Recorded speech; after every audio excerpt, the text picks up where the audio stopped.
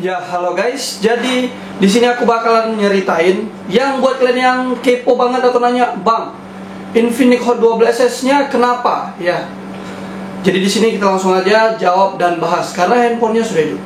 Nah, jadi ini tuh Infinix Hot 20S yang bukan pembelian Shopee kemarin yang aku unboxing yang ternyata masih kreditan. Bukan. Itu handphone yang itu sempat aku balikin dan udah selesai masalahnya. Nah, setelah itu ternyata adik aku beli second di Medan karena aku tuh di agak kampung, jadi kotanya tuh di Medan, mungkin dari sini sekitar 5 atau 6 jaman kalau ke Medan ya, di Sumatera Utara. Jadi dia tuh beli second dengan harga 1.650.000 kalau nggak salah ya. Nah, jadi waktu pas pembeliannya itu aku udah bilang juga, coba nanti kalau mau belinya tuh restart. Kalau nggak restart, ya cek dulu ada aplikasi yang seperti ini atau enggak gitu ya. Nah, jadi pas kali belinya itu di tanggal 28 Januari kemarin. Nah, jadi waktu pas beli itu gak ada yang mengganjal dan gak ada yang aneh-aneh guys. Seriusan, gak ada yang aneh-aneh. Dimain malah gampang, enak-enak aja. Nah, setelah beli, oke deal, setelah dipakai, ternyata pas tanggal 1 Februari ternyata muncul tulisan seperti yang aku beli di awal, kredit. Jadi kalau misalnya belum ditunggakan, belum dijatuh tempo, itu ternyata handphonenya aman-aman aja, nggak ada masalah. Jadi dari beli, ternyata waktu pas aku hubungin pas di tanggal 1 itu, ternyata orangnya udah ngeblok aku. Sebelumnya sih nggak ngeblok, cuma aku chat, kata dia itu handphone dari kakak aku nggak tahu, nanti aku coba tanya. Terus aku dilempar ke kakaknya, dan kakaknya juga dibilang itu dari suaminya. Jadi malas repot dan tiba-tiba mereka ngeblok aku. Karena aku pribadi nggak bisa ke Medan, jauh banget guys, makan waktu dan juga ada kerjaan di rumah ya. Jadi adik aku yang beli, ya udah deh kalau begitu. Nah, setelah aku cari-cari tahu dan infonya, katanya bisa di UBL atau di flash atau di unlock atau segala macam kayak gitulah. Ternyata aplikasi itu tuh itu nyangkutnya sama sistem, nggak sama email. Jadi email aman dong. Jadi ya memang susah banget untuk nge-flash tool atau nge-flash ngoprek handphone yang begitu. Makanya kok ada yang bilang, itu tinggal oprek aja gini-gini gitu. Coba kalian buat. Kalian bisa benerin handphone kayak gitu, bisa jual mahal. Beli murah bisa jual mahal. Cuma saya pribadi sih jangan, itu tindak kejahatan ya. Ya kalau bisa, kalau kalian kredit ya bayar lah ya. Kasihan para kami ini yang nggak ngerti bisa ketipu seperti ini. Nah, jadi setelah aku selidiki, cari tahu di handphonenya, ternyata cara ngecek handphonenya kalau itu kreditan atau enggak, kalian buka aja pengaturan ya, di semua handphone kan pengaturan, terus tentang ponsel, kalian klik aja di nomor versi Infinix-nya. Nah, atau di versi Xiaomi atau handphone yang lain ya, itu pasti ada nomor versinya.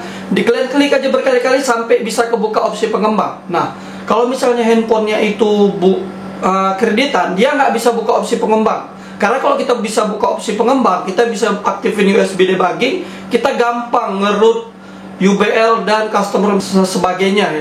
Cuma karena itu nggak bisa dibuka, jadi handphonenya memang betul-betul diblokir. Terus kalian juga coba cari di pengaturan, di keamanan, dan kalian cari aja ke bawah opsi lanjutan kalau di Infinix. Terus nanti di situ ada tulisannya aplikasi admin perangkat. Nah, jadi di aplikasi admin perangkat ini pun sebenarnya kalau aku cek handphone yang bekas aku kreditan ini, itu tuh masih ada di atas, cuma dia tuh udah mati. Bisa kita aktifkan lagi, cuma yang ngapain kita aktifkan, nanti malah kena lagi ya. Nah, jadi bang, berarti handphone lu udah berhasil? Iya, udah berhasil. Jadi ceritanya begini. Nah, jadi handphone ini waktu datang kan seperti itu, waktu tanggal 1, tanggal 2. Jadi aku coba flash tool atau flash sendiri. Nah, jadi coba aku flash dan flash sendiri, tiba-tiba bootlock, nggak bisa masuk. Terus aku coba paksa pakai format AL di SP Flash Tool. Nah, jadi aku paksa di format AL, ternyata nggak berhasil juga, malah handphonenya matot. Jadi handphonenya itu kayak macam hard break ya, kalau bahasa orang teknis itu hard break. Jadi handphonenya itu nggak bisa hidup. Jadi handphonenya itu di kondisi dimana kalau kalian pernah ngalamin handphone, kan kalau handphone zaman sekarang kan tombolnya cuma 3 tuh, volume atas, volume bawah, dan power. Dipencet nggak ngaruh apa-apa, layarnya gelap ya. Nah, aku coba cari-cari dan kata temanku juga, katanya itu harus dicabut baterainya, dipasang lagi. Nah, makanya itu kemarin aku buka handphonenya ya. Jadi seperti kalian lihat kemarin, itu handphonenya aku buka sebisa mungkin. Aku cari di YouTube pun nggak ada tutorial cara bukanya. Jadi ya sebisa aku aja songket pelan-pelan, buka framenya, dan aku coba cabut baterainya, aku pasang lagi fleksibelnya. Jadi cuma itu doang. Nah, Jadi kalau handphone dulu tuh yang masih bisa dibuka baterainya enak tuh. Kalau misalnya handphone yang nge-freeze nggak bisa diapa-apain, cabut baterai pasang lagi hidup kan. Nah jadi kalau baterai tanam ini repotnya itu kita harus bongkar. Nah jadi setelah dibongkar dihidupin ternyata bisa, tapi masih botlop, nggak apa-apa lah. Yang penting masih bisa kedetek di komputer. Nah setelah aku bawa ke tempat tukang servis katanya bisa, dan memang harus pakai UV box. UV box itu kayak macam pokoknya suatu alat perangkat yang bisa nembak ke eMMC atau UFS HP ini ya. Jadi lebih mudah lah, lebih gampang mereka ngerjainnya. Nah setelah aku perbaikin di sana ternyata bisa, dan sayangnya sebelum aku bawa ke sana aku udah sempat format AL duluan pakai flash tool. Nah jadi format AL itu ngilangin semua data sistem, semuanya hilang. Jadi alhasil handphonenya seperti ini, IMEI-nya hilang. Jadi IMEI-nya hilang. Jadi kata yang jualnya nggak apa-apa IMEI-nya hilang, yang penting handphonenya masih bisa dipakai. Kelemahannya satu, nggak bisa pakai Telkomsel. Yaudah deh, karena di rumah aku pakai WiFi di home, dan aku juga nggak pakai Axis, aku juga nggak pakai Telkomsel. Biasanya juga Tri, aku pakai Tri, dan aku pakai Tri di sini aman-aman aja. Kalau pakai Telkomsel sebenarnya dia tuh ngebaca, cuma sinyalnya yang nggak ada. Nah, jadi aku hitungannya kena tipu lagi guys.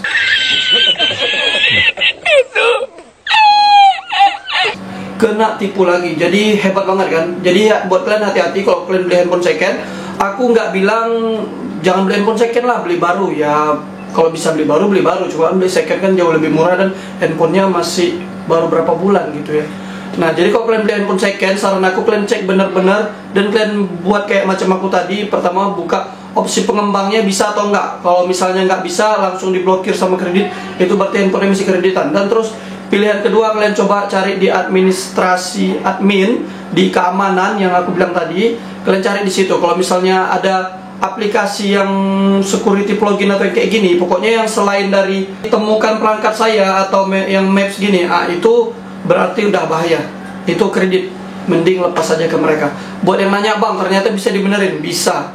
Cuma yang rawan banget, kita dianggap sebagai penada. Terus juga kalau kita benerin ke tukang servis, kita malah nggak diterima. Handphonenya ini aku bawa ke tukang servis, aku bilang itu handphonenya itu gagal update sistem, jadi botlop, jadi heartbreak, karena aku udah sempat flash tool doang. Jadi tukang servisnya nggak tahu kalau handphonenya ini tuh sebenarnya kreditan. Aku nggak tahu sih kalau dia tuh tahu atau enggak ya.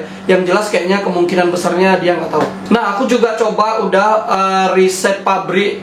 Karena kan reset pabrik nggak bisa ada diblokir ya kalau udah jatuh tempo. Aku coba reset pabrik lewat recovery ya, mode recovery tahu kan. Nah jadi aku pakai mode recovery, bisa ternyata reset pabrik. Tapi setelah masuk kita dijegal juga sama aplikasi security plugin yang ada kami tadi. Buat kalian yang pengen tahu untuk ngegame bisa nanti komen aja, karena kayaknya dalam kasus ini nggak ngaruh lah ke performa, main game dan segala macam masih oke-oke aja. Mungkin memang rezeki aku, cuma pengalaman buat kalian. Jadi kalian kok beli handphone tuh hati-hati, karena ada beberapa yang komen di video aku yang kemarin aku unboxing, ternyata banyak yang kena dan baru nonton video aku. Yaudah deh, jadi masih bisa ya. Cuma kalau kalian bawa ke counter, kalau bisa yang teman kalian yang memang benar-benar bisa bantuin. Karena kalau counter-counter yang nggak bisa bantuin, tapi bukan teman kalian, malah dipikirannya kalian yang kreditan coy.